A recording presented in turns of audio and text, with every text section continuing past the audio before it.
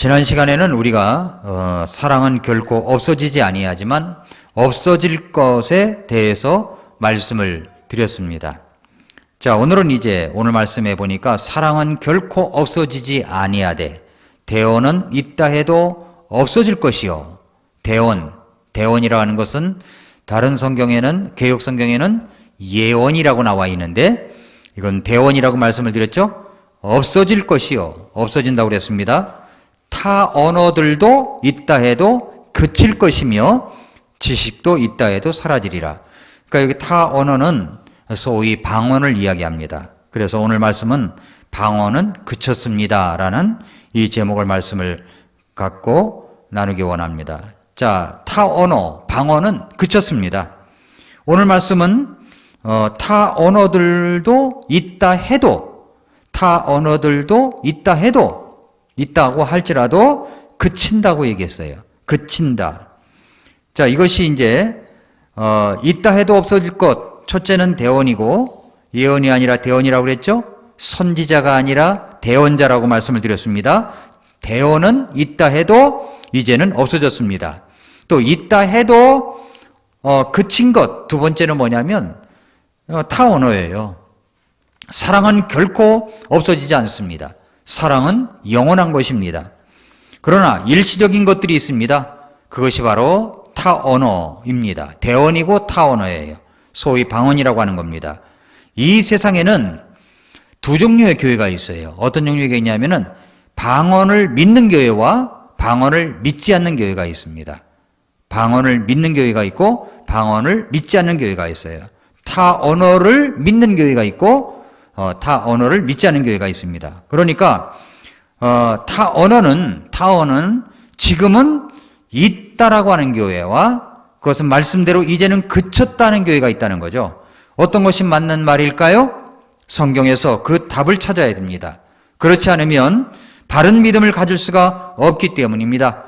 현상에 집중하는 것이 아니라 성경에서는 무엇이라고 말씀하고 있는가를 봐야 됩니다. 가끔 가다 보면 신천지 무슨 교회, 무슨 지파에서 저에게 편지가 와요. 오늘도 이 편지가 하나 와 있더라고요. 원래 안 뜯어보는데 얘들이 진짜 뭐라고 그러나 그러면 뜯어봤더니 개신교는 교리가 없다는 거예요. 교리가 없고 자기네는 교리가 있다는 거예요. 계시교리가 있다는 거예요. 그게 말도 안 되는 이야기를 하는 겁니다. 말도 안 되는 이야기. 신천지는 완전 이단입니다. 완전 이단이에요. 그런데 왜 교리가 없습니까? 교리가 있죠. 다 교리가 있죠.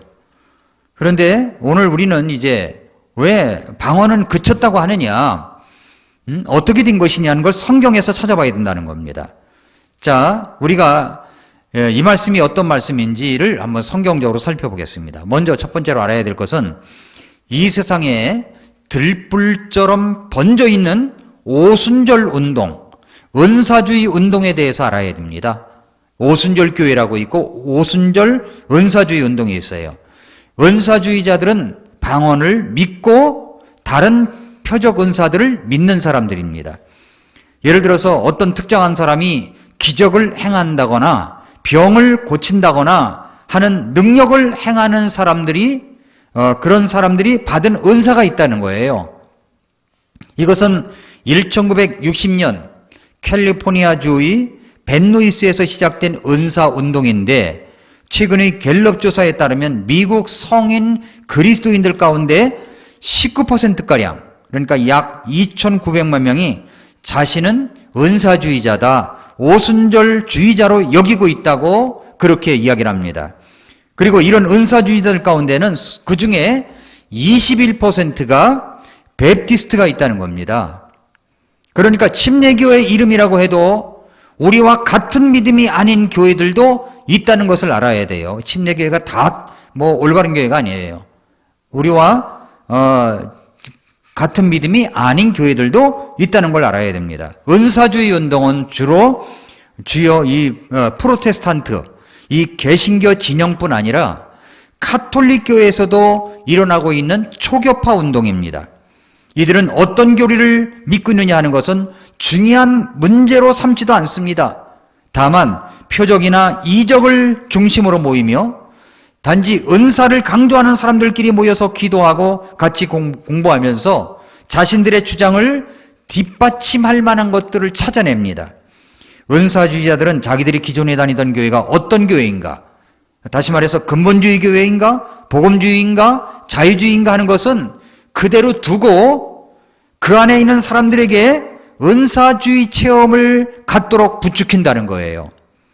이들이 특별히 주장하고 있는 것은 병고침과 또 성령을 받아야 한다는 주장입니다. 구원은 받았지만 성령을 또 따로 받아야 된다는 거예요. 성령을 따로 받아야 돼요. 그래서 그 성령을 받기 위해서 특별한 사람이 기도해 주어야만 그 성령을 받을 수 있다고 주장하면서 실제로 그렇게 행하고 있습니다.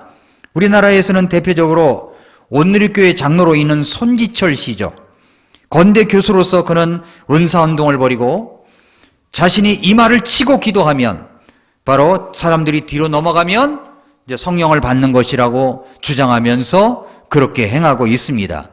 그분이 쓴 책들이 베스트셀러에 진입하고 있을 정도로 많은 사람들이, 한국교회 성도들이 그렇게 관심을 갖고 있다는 겁니다. 이것은 완전히 잘못된 가르침입니다.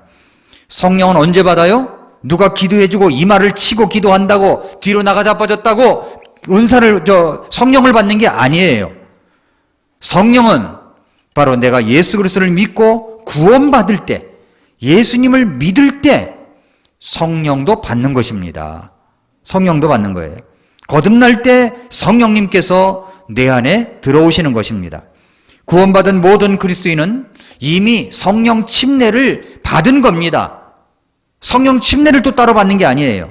구원받고 나서 성령을 받기 위해서 애쓰게 만들고 간절하게 만드는 것은 완전 사기입니다. 사기.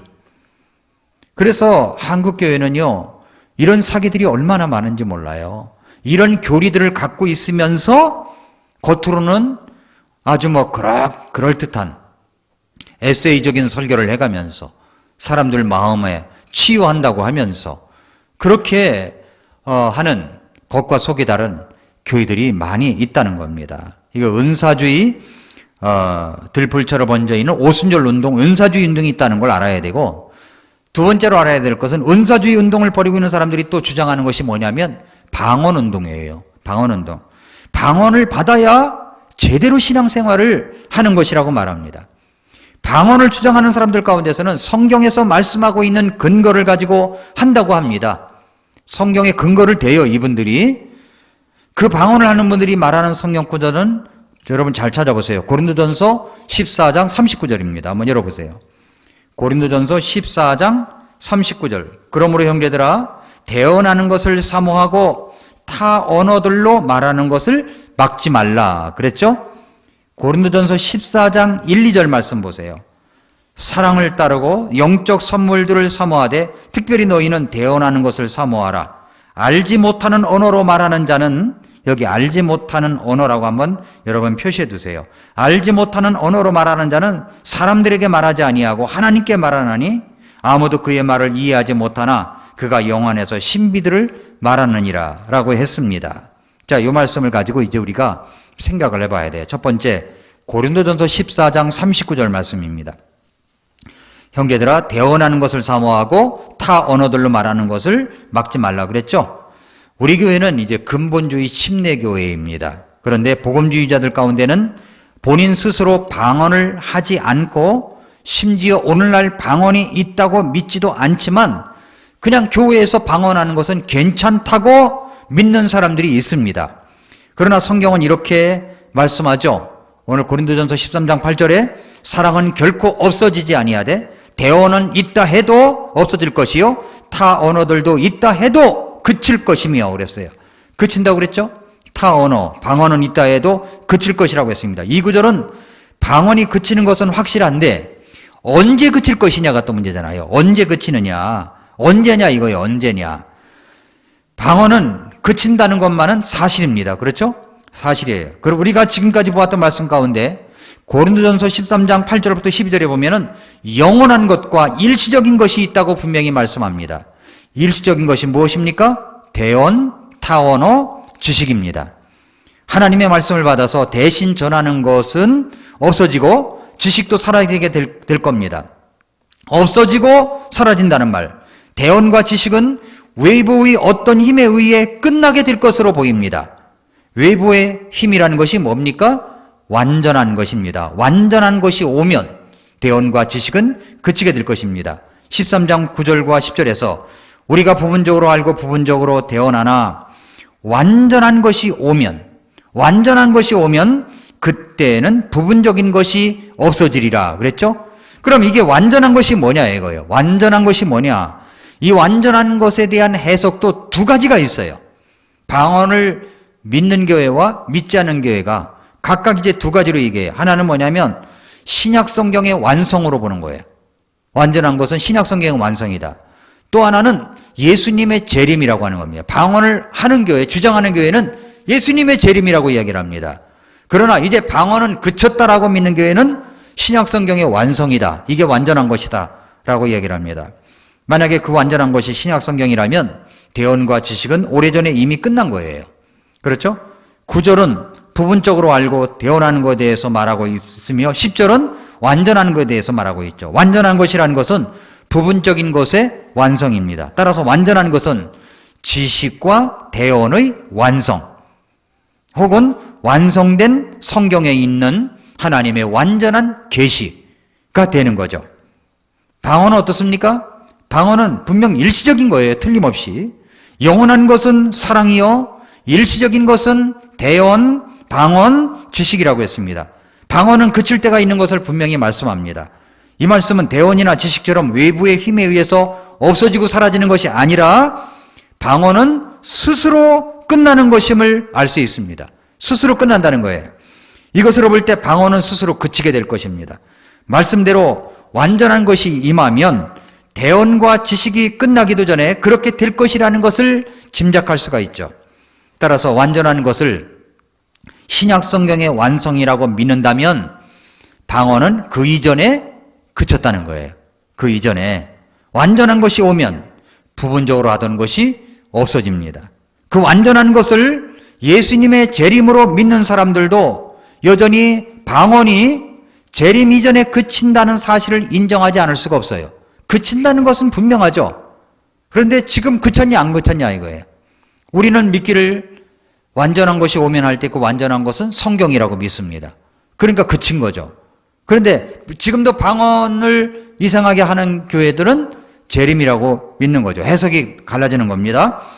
고린도전서 14장 21절 22절은 방언이 종결된 시기를 아는 데 도움이 되는 구절입니다.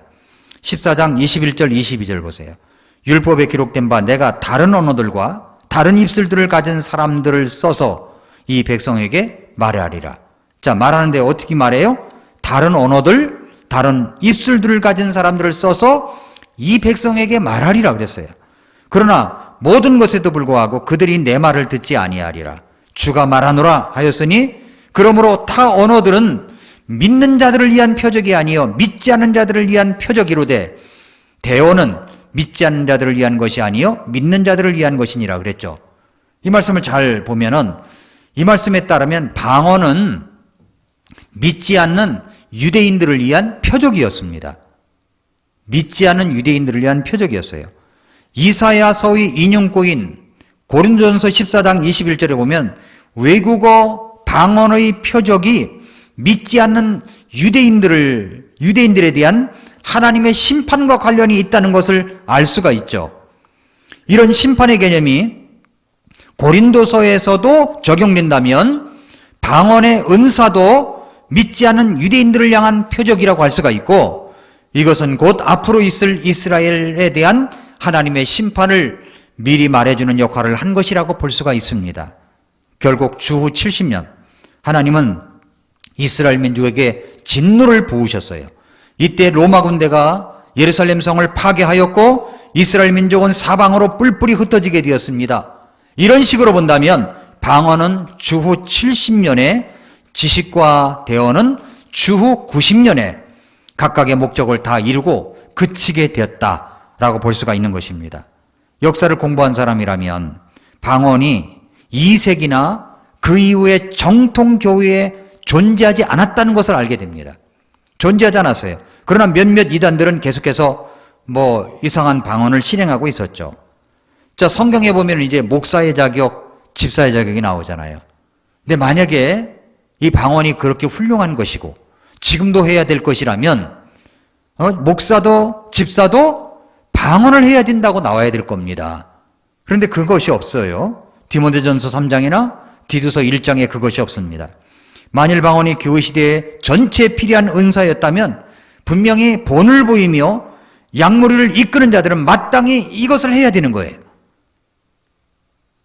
참으로 흥미로운 것은 방언을 주장하며 이에 대해서 설교하는 목사들의 대부분이 못한다는 겁니다. 못한다는 거예요. 고린도전서 14장 39절은 다음과 같이 말합니다. 타 언어들로, 그러니까 방언들로 말하는 것을 막지 말라. 이렇게 말한 이유가 뭘까요? 방언이 당시 고린도 사람들에게는 유효했고 실제 행해지고 있었기 때문입니다. 방언이, 타 언어가. 그런데 이 은사를 오용하는 사람들이 있었고 이로 인해 방언 전부가 금지되는 사태를 막기 위해서 이런 경고가 주어졌던 것입니다.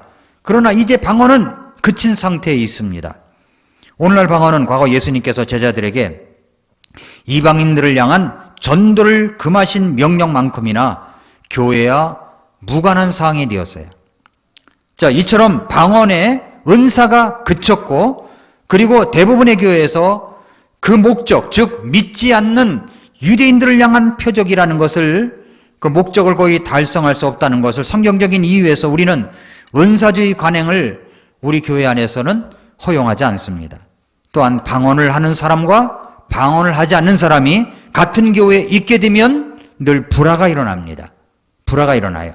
게다가 오늘날 방언은 성경이 말하는 실행의 규정을 거의 지키지 않은 채 행해지고 있다는 것입니다. 대언은 없어졌어요. 만약에 지금도 대언이 있다면 지금도 성경은 기록되어야 됩니다.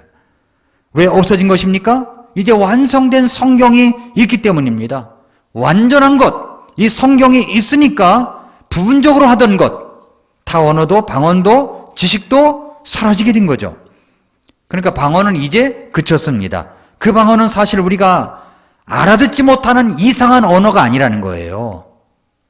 이상한 언어가 아니에요. 실제적으로 이 타 언어라고 했을 때 타 언어는 외국어였다는 것을 잊지 말아야 됩니다. 외국어였어요. 내가 외국어를 배우지도 않았는데도 내가 외국어를 한단 말이에요.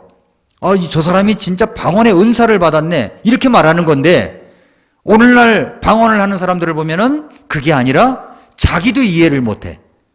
무슨 말을 했는지. 그러면서 내가 기도한 게 아니라 내 영이 기도했다고 말해요. 그건 조금 이따 나옵니다. 그 이야기가. 그래서 이 방언은 성경에도 없는 방언을 오늘날 한국교회가 하고 있다는 겁니다. 성경에도 없는 방언이에요. 이 방언은 뭐라고요? 외국어라는 겁니다. 외국어예요. 저명한 언어학자들이 조심스럽게 연구한 결과 현재 은사주의자들이 행하고 있는 방언은 인간의 언어가 가지고 있는 논리적인 구조를 거의 가지고 있지 않다는 거예요. 즉 거의 항상 영문 모를 말뿐이라는 겁니다. 영문 모를 말뿐.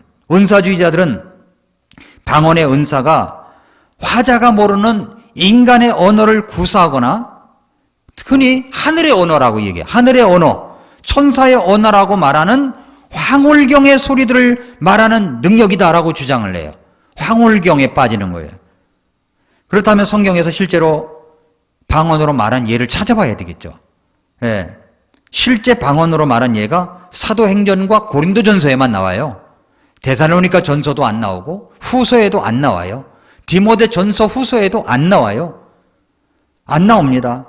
자, 그런데 알아들을 수 없는 신비한 언어인 방언이 지금도 있다고 주장하는 은사주의자들은 흔히 사도행전에 나오는 방언의 은사는 외국어였지만 고린도전서의 경우에는 하늘의 언어다라고 이야기를 합니다. 그러나 방언은 이제 그쳤다고 주장하는 비은사주의자들은 방언의 은사가 늘 사람의 언어였고 따라서 은사주의자들이 행하는 대부분의 언사, 그러니까 언설은 하나님의 은사가 될 수가 없다라고 말합니다. 여기 상반된 주장이 있죠? 상반된 주장을 하죠? 자, 그럼 두 가지 상반된 주장을 다 같이 한번 살펴보겠습니다.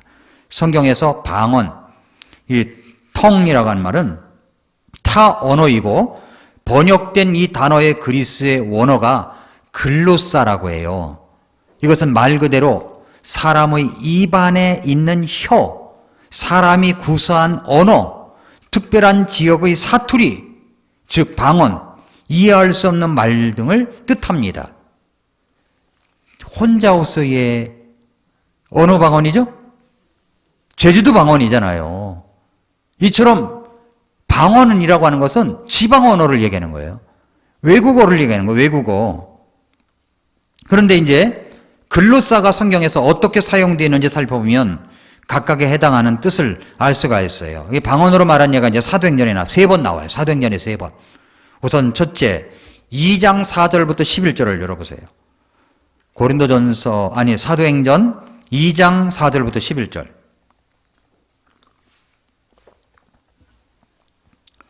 사도행전 2장 4절부터 11절에 보면은 여기서 4절은 무슨 말씀이냐면은 그리스도께서 명령하신 대로 성령님을 기다리는 사람들이 성령님이 임하셨어요. 그래서 어떤 일이 벌어집니까? 2장 4절에 그들이 다 성령님으로 충만하여 성령께서 그들에게 말하게 하시는 대로 다른 언어들로 말하기 시작하더라. 그래서 다른 언어들로 성령님이 충만하게 되니까 방언을 한 거예요. 타 언어를 말한 거예요. 요걸 흉내내기 위해서 오늘날도 내가 기도하면 성령님을 받는다는 거야.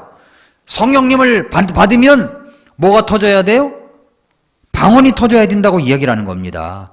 근데 그 방언이 어떤 방언이냐는 거예요. 지금도 알아들을 수 있는 황홀경에 빠지는 그런 말이 아니라 여기서 말하는 타 언어는 외국어를 말하는 겁니다.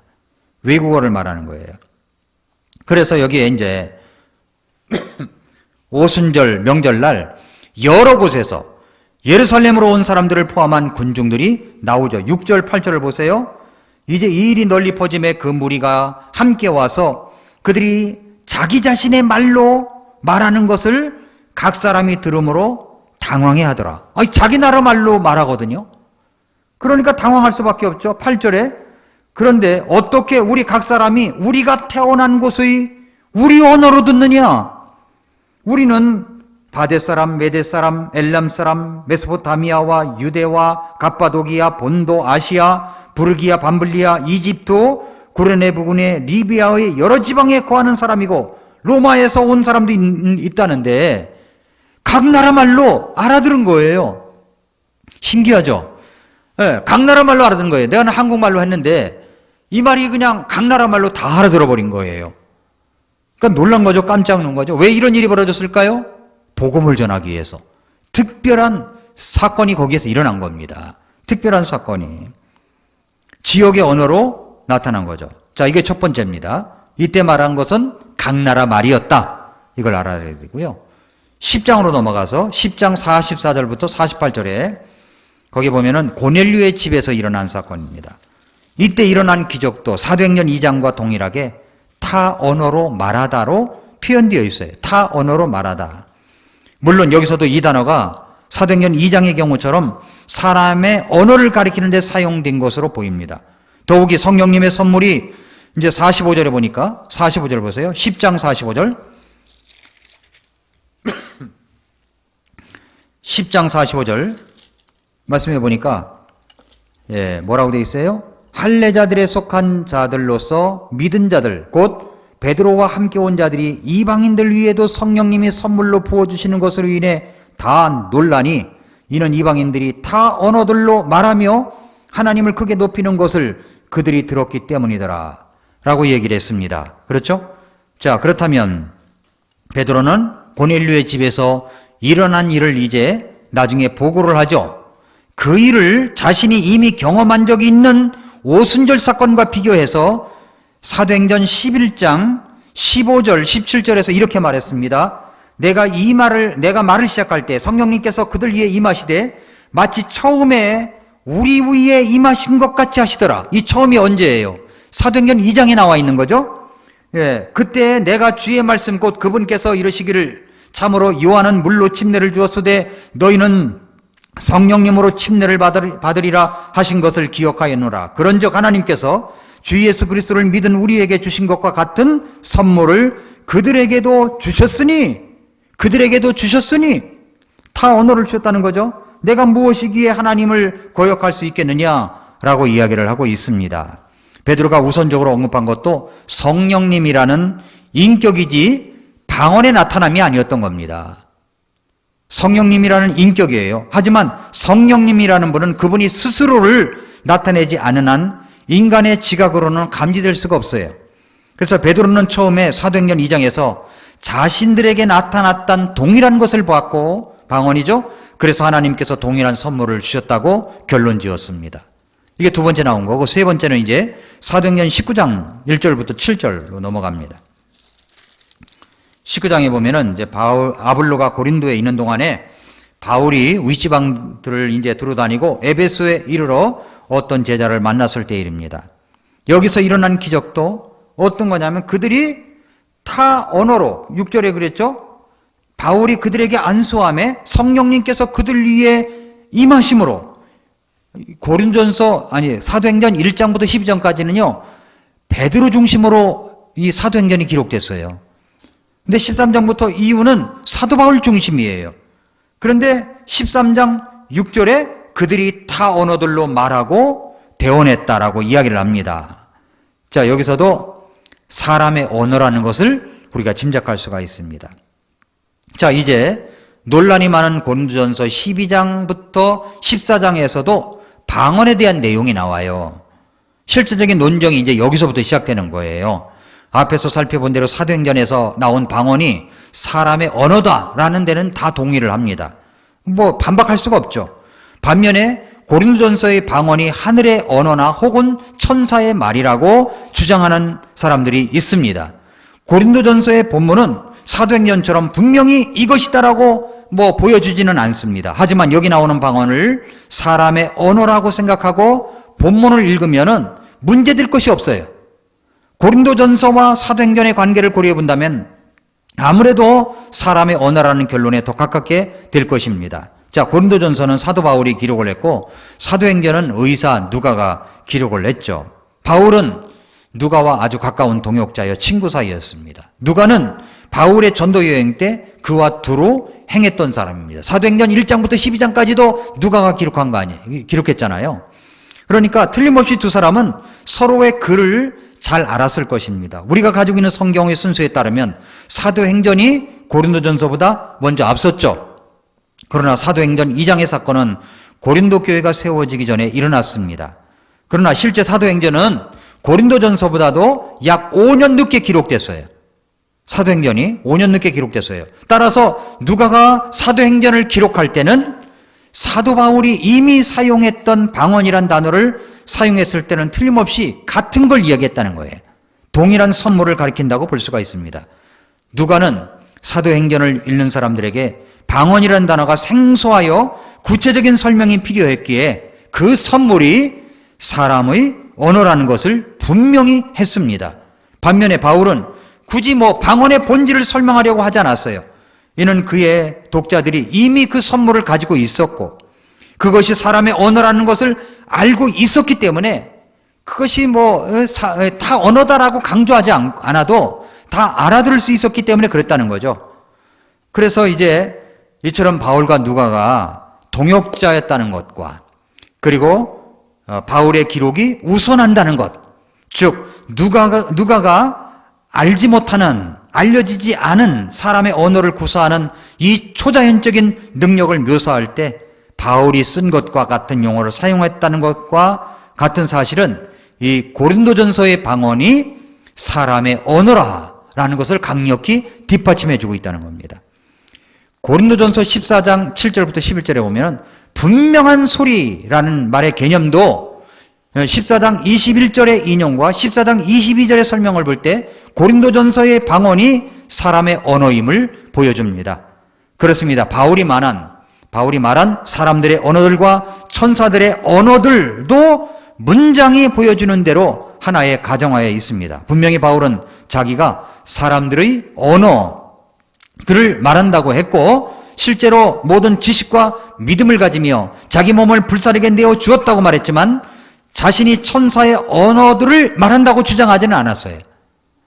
방언의 은사라는 것은 자신이 알지 못하는 인간의 언어를 학습 과정이 없어도 구사할 수 있는 초자연적인 능력을 일컫는 말입니다. 그래서 킹제임스 성경은 고린도전서의 방언을 알지 못하는 언어라고 분명히 기록하고 있는 거예요. 알지 못하는 언어. 그러나 대부분의 은사주의자들의 방언은 어떤 종류의 인간의 언어도 아니므로 성경이 말하는 참된 방언의 은사라고 할 수가 없는 겁니다. 자, 그래서 이제 고린도전서 14장 1, 2절 말씀이 어떤 말씀인가를 좀 설명해 드리겠습니다.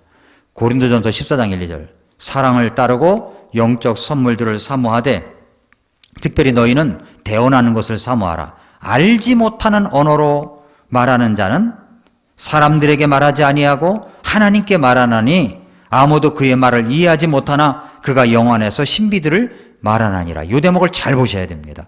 왜냐하면 이 방언을 하시는 분들이 다 이거 가지고 주장을 하기 때문에 그래요. 알지 못한 언어로 말하는 자는 사람들에게 말하지 아니하고 하나님께 말한다. 아무도 그의 말을 이해하지 못한다. 그러나 영 안에서 신비들을 말한다. 그러니까 나도 모르게 한다는 거예요. 이 주장을 합니다. 13장의 사랑에 대한 말씀이 끝나고 나서 결론적으로 사랑을 따르라고 14장 1절은 말씀합니다. 이 말은 사랑의 토대가 된 바른 은사, 영적 선물을 구하라고 강조하는 겁니다. 그러면서 특별히 대언하는 것을 사모하라고 강조합니다. 여러분, 대언이라는 것은 하나님의 사랑을 바탕으로 남을 세우고 돕는 것임을 분명하게 강조하고 있습니다. 따라서 바울이 은사를, 영적 선물을 사모하라고 하는 것은 교회를 더 잘 섬기고 더 세우기를 사모하라는 말과 다름이 없다는 거예요. 교회를 더 잘 섬기기 위해서 사모하라는 거죠. 개역성경에서는 14장 1절이 방언을 추구하는 사람들이 오해할 수 있는 여지를 주고 있습니다. 뭐라고 하냐면은 사랑을 추구하며 신령한 것들을 사모하되 특별히 예언을 하려고 하라. 이렇게 돼 있거든요. 신령한 것을 사모하되 영적 선물, 은사입니다. 여기 킹제임스 성경은 영적 선물을 사모하되라고 그랬잖아요. 그런데 개역성경에는 신령한 것들을 사모하되라고 되어 있거든요. 그러니까 신령한 것은 사실 영적 선물이에요. 은사입니다. 영적 선물이라고 번역을 하면 좋았을 텐데 이것을 신령한 것이라고 하니까 그러잖아도 우리나라는 신령한 것을 좋아하는 사람들이 많은데 알 수 없는 언어로 말한다고 하는 소위 현대 방언을 사모하라는 말로 알아들은 거예요. 그렇게 알아들은 거예요. 그러나 이것이 뭐예요? 신령한 것이 아니라 영적 선물이란 말입니다. 영적 선물. 그리고 사모하라는 말은 은사의 본질인 하나님의 주권을 무시하고 달라고 때를 쓰라는 말이 아닌 거예요. 그러니까 우리는 14장의 처음도 대언을 사모하라고 시작되지만 14장의 마지막도 대언을 사모하라는 말로 끝맺고 있음을 알아야 합니다. 14장 39절에서 40절에서 그러므로 형제들아 대언하는 것을 사모하고 타 언어들로 말하는 것을 막지 말라. 대언이 뭐라고 했습니까? 하나님의 사랑을 바탕으로 남을 세우고 돕는 것을 말하는 거예요. 예언이 아니에요. 예언이. 개역성경에는 예언이라고 나오니까 지금도 예언이 있는 줄 아는 거예요. 예언이. 내가 기도해보면 다 알아. 기도해보면 안 돼, 자기가. 뭐 기도하는 점쟁이들이 많잖아요. 기도해보면 안다는 거예요. 그러니까 대언하는 것을 사모하라고 그랬죠. 그래서 바울은 예배를 할 때 대언의 숫자는 제한이 없지만 방언의 숫자는 제한을 하는 거예요. 제한. 가장 중요한 것은 교회를 세우는 데 우리 마음을 집중해야 함을 강조한 것입니다. 그러면 방언을 주장하는 사람들이 가장 즐겨 쓰는 구절, 이 세상에 방언을 말하고 있는 책을 펴낸 사람들이 한결같이 똑같이 주장하는 고린도전서 14장 2절 말씀을 보겠습니다. 알지 못하는 언어로 말하는 자는 사람들에게 말하지 아니하고 하나님께 말하나니 아무도 그의 말을 이해하지 못하나 그가 영 안에서 신비들을 말하느니라. 이 구절은 방언 은사의 대북격인 마예시 차부다가 쓴 방언 체험이라는 책에서 이렇게 말합니다. 뭐라고 말하냐면 방언의 주된 가치와 능력은 개인 기도와 개인 경건 시간과 개인적으로 주님과 교제하는 개인의 덕을 세우는 데 있다. 바울은 이러한 관점에서 방언의 가치를 매우 높이 평가했다. 이렇게 썼어요. 그러면서 고린도전서 14장 2절을 보라고 했을 정도로 이 구절을 모두 인용을 합니다. 그러니까 방언이 개인 기도, 개인 경건 시간, 개인적으로 주님과 교제하는 개인의 덕을 세우고 있다고 하는데 그게 아닙니다. 정말 그런가? 이 구절을 성경적으로 좀 봐야 되는 겁니다. 우리가 14장 2절만 제대로 이해하면 고린도전서 14장은 거의 다 이해한 것과 다름이 없어요.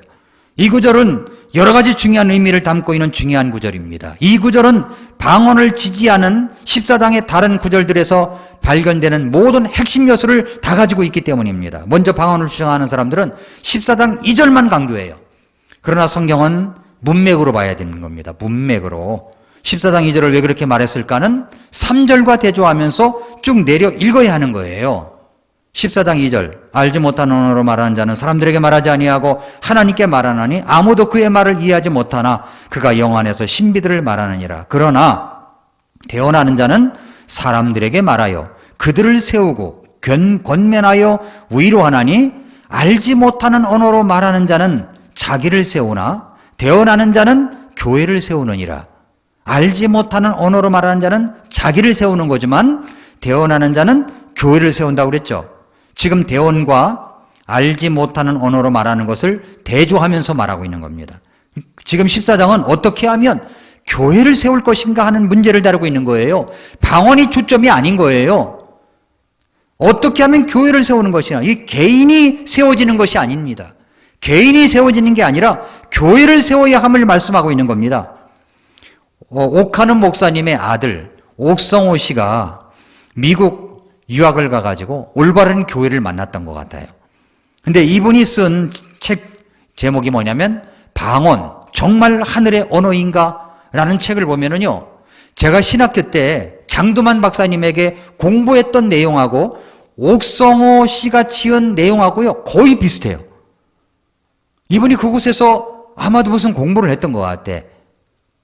심리학의 영향을 받아가지고 공부하신 분 것 같아요. 어디 영향을 받았는지 모르겠어요. 그런데 제가 조직신학계 박사였던, 지금은 이제 소천 받아서 천국에 가셨지만 장도환 목사님은 조직신학 박사로 권위가 있는 분이었습니다.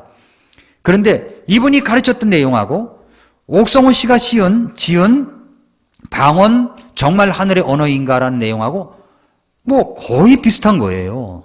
내용이. 근데 14장을 뭐라고 얘기했냐면은 그 14장을 비유적으로 말했다는 거예요. 비유적으로. 그러니까 이 말씀은 마치 이렇게 이제 이야기로 엮습니다. 이 말씀은 마치 공부하러 서울로 유학 간 아들이 공부는 안 하고 날만 술만 퍼먹고 있는 그 아들에게 그 엄마가 편지를 보낸 것으로 비유를 들었어요. 엄마가 그 아들에게 편지를 보냈다고 합시다. 이렇게 한 거예요. 얘야, 너 왜 그렇게 술만 먹고 이 엄마의 마음을 아프게 하니? 너는 지금 술 마실 때가 아니라 공부할 때야. 너 대학 4년이 얼마나 금방 가는지 모르니? 너 입학한 게 어제 같은데 벌써 내일 모레면 너도 4학년이잖아. 도대체 왜 그렇게 술뚝에 빠져 정신을 못 차리니? 그 다음 잘 들어보세요. 술에는 영혼을 맑게 하는 놀라운 힘이 있단다. 술은 너를 매일매일 새롭게 해주지.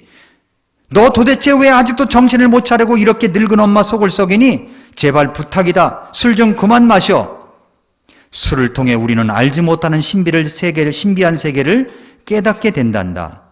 너 내일이면 취직시험도 봐야 해. 그렇게 매일 술 마시면서 취직 준비는 언제 할래? 너 매일 그렇게 술에 쩔어가지고 제대로 할 수 있겠니? 좋은 술, 영혼을 맑게 하는 술은 도수가 20도 내인 경우가 많단다. 이렇게 편지를 썼다고 합시다. 그 예를 든 거예요. 이 편지가 정상인의 편지 같습니까? 정상인의 편지가 아니죠. 술 먹지 말라고 하면서 무슨 술을 찬양하고 있어요? 네. 그러니까 14장에 나타난 몇 개의 타 언어, 그러니까 방언에 대한 구조를 가지고 바울이 방언을 개인 경건을 위해 권유하고 있다고 주장하는 사람들은 바울이 마치 위에서 엄마가 아들에게 보낸 편지처럼 썼다고 하는 것과 같다는 말이 된다는 겁니다. 무슨 말이냐? 그런 주장을 하는 사람들은 바울이 지금 이것을 책망을 하기 위해서 사용한 구조를 자신의 이론을 정당화하는 데 사용하고 있는, 말도 안 되는 오류를 범하고 있기 때문이라고 그 책에 그렇게 되어 있어요. 그러니까 바울은 교회에서 마치 혼자 방언으로 말하는 것이 하나님과 자신만 아는 무슨 신비한 비밀을 서로 교통하는 것으로 생각하고 그런 식으로 사용하는 사람들이 많았기 때문입니다. 그러니까 바울은 결코 고린도 교회의 성도들도 깨닫지 못하고 있는 방언이 개인 경건용 효용성을 가르치려고 이 구절을 쓴 것이 아니라는 겁니다. 다시 14장 2절부터 5절을 생각하면서 읽어보시기 바랍니다. 알지 못하는 언어로 말하는 자는 사람들에게 말하지 아니하고 하나님께 말하나니 아무도 그의 말을 이해하지 못하나 그의 영 안에서 신비들을 말하느니라. 그러나 대언하는 자는 사람들에게 말하여 그들을 세우고 권면하여 의로하나니 알지 못하는 언어로 말하는 자는 자기를 세우나 대언하는 자는 교회를 세우느니라. 나는 너희가 다 언어들로 말하기를 원하되 특별히 대언하기를 원하노니 타 언어들로 말하는 자가 통역하여 교회가 세움을 받게 하지 아니하면 대언하는 자가 그보다 더 크니라. 전후 문맥을 살펴보면 2절 말씀은 혼자 방언하며 신비한 세계에 있다고 생각하는 사람들을 인정하는 것이 아니라, 여기서 주의해야 할 것은 혼자 방언했다고 해서 이것이 오늘날의 현대 방언처럼 그런 방언을 했다는 것이 아닙니다. 이것은 뭐냐면 외국어라는 걸 알아야 돼요. 여기서 말하는 것도 외국어라는 거예요. 구석에 앉아서 외국어로 샬라샬라 하고 있으니까 그것이 사람들 눈에는 신비하게 보인 거예요. 신비하게 보인 거예요. 구석에서. 그러니까 2절 말씀이 개인의 기도를 정당화하고 있다면 굳이 사람들에게 말하지 않고를 넣을 이유가 없는 것입니다. 원래 개인 기도는 혼자 하는 것이지, 그리고 하나님께 드리는 것이기 때문입니다. 만약 누군가가 나는 기도할 때 사람 앞에 하지 않아요 라고 한다면 이상한 말이잖아요. 그죠? 왜 당연한 말을 새삼스럽게 하는 것입니까? 우리가 당연한 말을 새삼스럽게 강조할 때는 이유가 있는 겁니다. 바울도 마찬가지예요. 2절을 보면 그가 영 안에서 신비들을 말하느니라고 편이 나오죠. 이 부분을 보여주는 구절이 14장 14절입니다. 14장 14절. 내가 알지 못하는 언어로 기도하면 나의 영은 기도하거니와 나의 이해하는 것은 열매를 맺지 못하느니라. 그러니까 방언을 주장하는 사람들은 이 두 구절을 가지고 바로 방언 기도의 본질이라고 주장합니다. 방언은 나도 모르게 깊숙한 진심을 드러내는 기도야. 내가 정신을 차리고 기도한다면 5분도 제대로 기도하기 힘들지. 하지만 방언 기도는 영의 기도야. 그러니까 시간을 초월해서 몇 시간을 기도해도 단 몇 분 기도한 것 같다니까. 내 영은, 내 이성이 결코 알 수 없는 수많은 비밀을 가지고 있어. 내 영은 그 비밀을 다 아버지께 털어놓고 토하고 싶어 한다니까. 내가 가진 수많은 아픔들, 나의 이성이 기억도 못하는 갖가지 것들을 나의 영은 아버지께 토하고 싶어해. 그게 바로 영의 기도야. 방언으로 드리는 영의 기도야. 이렇게 말합니다. 그런데 고린도전서 12장에 보면 하나님의 영이라는 말씀이 나오죠. 14장에서는 나의 영이라는 말이 나옵니다. 하나님의 영, 나의 영. 하나님의 영과 나의 영이 대비가 됩니다. 하나님의 영은 뭐예요? 성령님이죠. 그러면 나의 영은 무엇을 말하는 겁니까? 그건 성령이 아니죠. 일반적으로 해석으로 본다면 나의 영이란 인간의 혼을 겁니다. 혼 또는 인간의 한 측면으로서의 혼을 가리킨다고 보고 있습니다. 그런데 문제는 왜 바울이 나의 영이라고 했냐는 거예요. 왜 나의 영이라고 했습니까? 나의 영으로 기도하거니와 라는 기도를 어떻게 생각하고 있는가의 문제입니다. 바울이 나의 영으로 기도하거니와 라는 기도를 어떻게 생각하고 있습니까? 고린도전서 14장 14절부터 19절을 읽어보면 나의 영으로 드리는 기도와 마음으로 드리는 기도를 대비하면서 극적으로 영과 마음을 대비합니다. 이 구절을 리처드 개핀 교수가 쓴 성령 은사론이라는 책 91페이지에 보면 몸과 정신이 따로 놀며 영은 하나님께 기도하는데 정신은 딴 데가 있다고 하는 식의 가르침은 전혀 성경과 관계가 없다고 말하고 있습니다. 성경은 항상 전인격적인 존재와 전인격적 예배를 강조하기 때문입니다. 그렇다면 바울은 왜 자신이 쓴 다른 선지서들을 포함해서 성경 어디에서도 지지하지 않은 이런 식의 분할 내지 분리를 여기서 이야기하고 있는 것입니까? 성경은 못 나눈다고 했는데 바울은 여기서 이렇게 왜 나누고 있는 것입니까? 성경의 가르침에 어긋나는데도 말입니다. 그렇게 말하고 있는 바울의 어조를 보면, 어조를 잘 봐야 돼요. 어조를 보면 지금 바울이 고린도 교회들을 책망하고 있다고 볼 수밖에 없는 겁니다. 그렇게 책망하고 비꼬고 있는 내용이에요. 그러니까 아마도 바울은 고린도 교회의 현실에 대한 보고를 받으면서 소위 영으로 기도한다는 사람들에 대한 소식을 들었을 것입니다. 바울은 나의 영이라는 구절을 중간에 넣으면서 이렇게 묻는 거예요. 내가 들은 바에 따르면 너희 중에는 정신은 관계없이 영으로만 기도하는 놀라운 사람들이 있다면서 참으로 대단하구나. 너희들 내가 생각했던 것보다 훨씬 대단해. 이렇게 비꼬아서 이야기한 거예요. 어떤 사람은 14절을 근거로 바울도 방언으로 기도했다고 주장합니다. 정말 그럴까요? 14절을 다시 보십시오.